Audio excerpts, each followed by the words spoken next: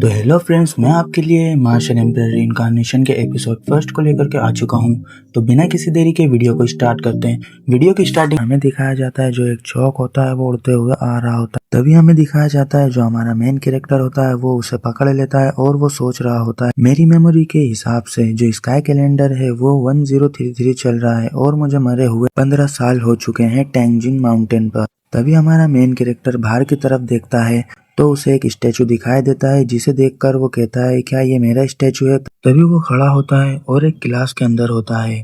तभी वो अपनी बॉडी देखता है और सोचता है मैं तो रिबॉर्न हो चुका हूँ। तभी एक टीचर जो होती है वो उससे कहती है कि चलो अब मेरे सवालों का जवाब दो, कितने तरीके से हम एक ऑर्डिनरी वेपन को रिफाइन कर सकते हैं। तभी हमें थोड़ी इन्फॉर्मेशन दी जाती है जो ये जगह होती है वो टेंशु नेशन की गू जियालियन एकेडमी होती है। तभी लियुआन की नजर उस टीचर पर जाती है और वो सोचता है कि ये लड़की की बॉडी काफी अच्छी है और इसके लंबे बाल और ये दिखने में भी काफी खूबसूरत है। अगर इसे एक बेटल आर्मर पहना दिया जाए तो ये रेड लोटस एम्प्रेस की तरह लगेगी। तभी वो सोचता है कि अब इस बात का कोई फायदा नहीं क्योंकि ये जो लड़की है वो सिर्फ अपने मार्शल आर्ट के 4th क्वाड्रेंट राम पर ही है। तभी वो उसके तरफ घूर कर देखने लगता है। तभी वो टीचर को कुछ फील होता है और वो सोचती है ये कैसे हो सकता है, मैं अपने मार्शल आर्ट के क्वाड्रेंट राम के 4th स्टेज की एक मार्शल आर्टिस्ट हूँ और एक मामूली से लड़के से घूरने से आखिर में डिस्ट्रैक्ट कैसे हो सकती हूँ।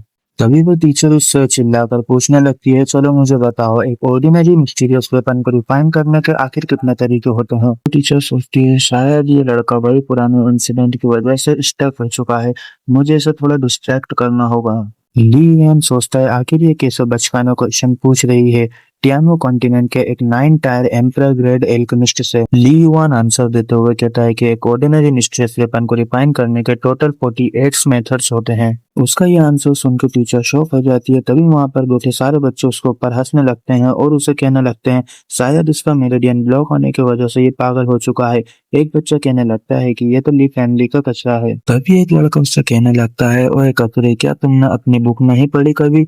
लॉर्ड यांगडी में यहाँ साफ लिखा है कि इसे रिफाइन करने के टोटल 36 मेथड्स होते हैं। ली युआन कहता है यांगडी, क्या वो बेवकूफ 12th मेथड भूल गया है इस बुक में लिखना? तभी वो टीचर उससे कहने लगती है तुमने क्या कहा अभी? सारे बच्चे उसके ऊपर हंसने लगते हैं। एक बच्चा कह रहा होता है कि लगता है ये पागल हो चुका है। फिर एक बच्चा उसे कहता है लॉर्ड यांगडी मार्शल एम्परर के डायरेक्ट डिसाइपल है, उनसे कोई मिस्टेक नहीं हो सकती। आखिर तुम लॉर्ड यांगडी के बारे में ऐसा कैसे कह सकते हो? तभी टीचर उन्हें शांत कराते हुए कहती है तुम सब चुप हो जाओ। वहाँ बैठे हुए सारे बच्चे चुप हो जाते हैं। टीचर कहती है कि मार्शल एम्परर गुफेंग सिर्फ एक 3rd रैंक के मार्शल आर्टिस्ट नहीं थे बल्कि वो एक टियानो कॉन्टिनेंट के 9 लेवल के एक एल्केमिस्ट भी थे। पर इसे बाकी मेथड्स के बारे में कैसे पता है? तभी बच्चे कहते हैं पर इस बुक में तो इतने ही है। टीचर कहती है कि 12th मेथड्स और हैं जो उन्होंने इस बुक में नहीं लिखे क्योंकि कोई भी ऑर्डिनरी पीपल उसे परफॉर्म नहीं कर सकता है। टीचर सोचती है सभी लोग इसे कचरा कहते हैं क्योंकि इसके मेरिडियन अभी तक ओपन नहीं हुए हैं, पर अगर ये खुद को ट्रेन करके एक एल्केमिस्ट बन जाता है तो ये इसके लिए काफी अच्छा होगा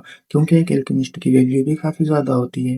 टीचर उसका टेस्ट लेने के लिए उससे पूछती है चलो बताओ तुम्हें अगर इतना ही पता है तो मेरे क्वेश्चन का आंसर दो। एक वेपन को रिफाइन करने के लिए हमें स्काई क्रिस्टल और सैंड की जरूरत क्यों होती है? तभी टीचर उससे कहती है कि अगर तुमने इसका आंसर बता दिया तो तुम्हें मेरी क्लास अटेंड करने की कोई जरूरत नहीं। तभी सारे बच्चे कहने लगते हैं कि लगता है टीचर काफी ज्यादा गुस्से में है तभी उन्होंने इतना ज्यादा मुश्किल क्वेश्चन पूछ लिया। ली युआन आंसर देते हुए कहता है कि वैसे तो हमें इन चीजों की जरूरत नहीं होती है, पर अगर एक ऑर्डिनरी एल्केमिस्ट इसे यूज करता है तो उसे इसे फ्यूज करने में काफी ज्यादा हेल्प होती है। टीचर उससे कहती है कि तुमने सही कहा, पर मुझे बताना क्रिस्टल और सैंड को ऐड करने के बाद भी काफी रिफाइनिंग प्रोसेस फेल क्यों हो जाती है? ली युआन कहता है स्काई क्रिस्टल एक वाटर एलिमेंट होता है और वो फायर एलिमेंट में यूज नहीं हो सकता। टीचर कहती है कि अगर ऐसी बात है तो जरा बताना हम रेड कॉपर और शाइनिंग कॉपर की मदद से सैंड क्रिस्टल के इफेक्ट को कैसे हटा सकते हैं? हमारा हीरो जवाब देते हुए कहता है कि रिफाइनिंग के टाइम क्रिस्टल की इम्प्योरिटी को पहले ही हटा देना चाहिए। टीचर उसका आंसर सुनने के बाद काफी ज्यादा शॉक हो जाती है और कहती है इसे इस तरह से करते हैं,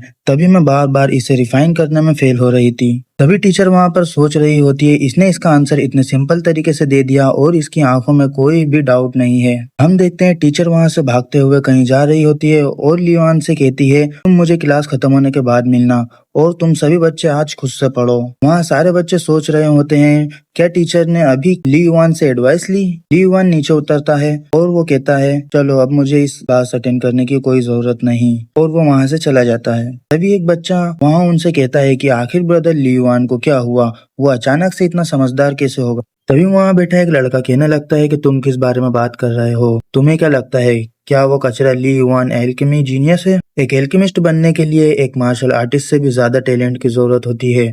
वो कचरा जिसने अभी तक अपने मेरिडियन भी ओपन नहीं किए हैं, वो एक एल्केमिस्ट कैसे बन सकता है? तभी उसके चमचे कहने लगते हैं कि हाँ बॉस, आप ठीक कह रहे हैं, वो एक ली फैमिली का कचरा है। हम देखते हैं ली युआन एकेडमी के बाहर आ गया होता है और वो घूमते हुए कह रहा होता है, तो ये है टियानवो नेशन की कैपिटल सिटी। ली युआन कह रहा होता है कि यांगडी, क्या वो बेवकूफ अब एक एल्केमिस्ट मास्टर बन चुका है? तभी वो अपने स्टेचू की तरफ देखता है और कहता है कि ये स्टेचू जरूर यांगडी ने बनाया होगा मुझे रिस्पेक्ट देने के लिए। ली युआन कहता है 15 साल हो चुके हैं मुझे मरे हुए और अब मैं ली युआन की बॉडी में रिबॉर्न हुआ हूँ। ली युआन कहता है कि वैसे मुझे अपने स्टेचू की तरफ देखकर काफी अच्छा लगा। सीन शिफ्ट होता है और हमें कैपिटल सिटी के एल्केमिस्ट टावर को दिखाया जाता है, जहाँ पर आकर ली युआन कहता है ये बॉडी काफी ज्यादा कमजोर है, सच में इसका जो ऑनर होगा वो कचरा ही होगा जिसने अभी तक इसके मेरिडियन भी अनलॉक नहीं किए हैं। वो कहता है कि पर कोई बात नहीं, क्योंकि जब मैं जिंदा था मैं पूरे वर्ल्ड में टॉप 3 पर आता था मार्शल आर्टिस्ट में, अब बस मुझे इसे स्ट्रॉन्ग बनाने के कुछ तरीके ढूंढना होंगे। ली युआन कहता है कि मुझे सिर्फ कुछ ही सालों का वक्त चाहिए अपनी बॉडी को और अपनी स्ट्रेंथ को रिकवर करने में।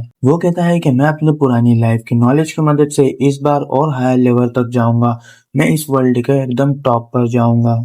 तो इसी के साथ यहाँ पर ये एपिसोड भी खत्म होता है और अगर आपको इस सीरीज के और एपिसोड देखना है तो जल्दी से जल्दी चैनल को सब्सक्राइब कर दो, वीडियो को लाइक कर दो और नेक्स्ट पार्ट के लिए कमेंट जरूर करना।